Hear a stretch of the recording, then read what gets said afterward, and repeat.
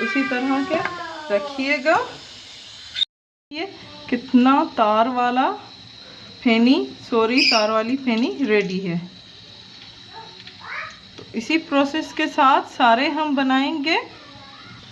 दूसरी भी हमारी फेनी रेडी है। ये देखिए कितनी माशाल्लाह से कितनी अच्छी बनी है।